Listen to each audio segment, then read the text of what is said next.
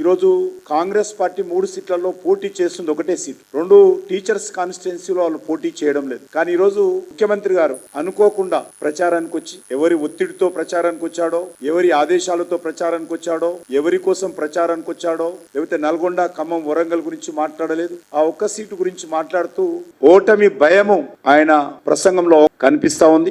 ఆయన ప్రసంగం అంతా కూడా తలా తోకా లేదు.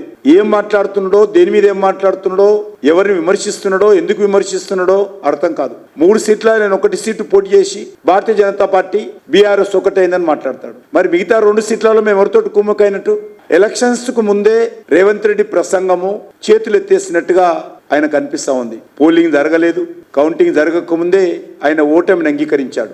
ఈ సీటు గెలిచినా గెలవకపోయినా మా ప్రభుత్వానికి వచ్చేటువంటి ప్రమాదం లేదని ఒక దిక్కు అంటూనే, ఓటమిని అంగీకరిస్తూనే భారతీయ జనతా పార్టీ మీద కూడా ప్రధానంగా బురద జల్లేటువంటి ప్రయత్నం చేస్తా ఉన్నాడు. ప్రజలకు ఇచ్చినటువంటి హామీ అమలు చేయనటువంటి ముఖ్యమంత్రి ఈ రోజు నిస్సిగ్గుగా, నిర్లజ్జగా ఈ రోజు ఆయన ఉపన్యాసం ఇస్తుంటే తెలంగాణ ప్రజలు నవ్వుకుంటున్నారని మనం చేస్తున్నాను. మీరు ఇచ్చినటువంటి ఏ గ్యారంటీలు అమలయ్యా అని ఈ రోజు అట్లా అడుగుతున్నారని చెప్తా ఉన్నాను. 10 నెలల పాలనలో యువతకు ద్రోహం చేసిండు రేవంత్ రెడ్డి, కాంగ్రెస్ పార్టీ. పట్టభద్రులకు డోకా వేసిండు రేవంత్ రెడ్డి.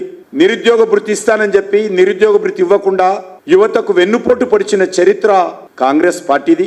317 జీవో రద్దుకు ఇచ్చినటువంటి హామీ నిలబెట్టుకునేటువంటి కాంగ్రెస్ పార్టీకి ఓటేయకండి. నిరుద్యోగ భృతి ఇస్తానని చెప్పి మోసం చేసినటువంటి కాంగ్రెస్ పార్టీకి ఓటేయకండి.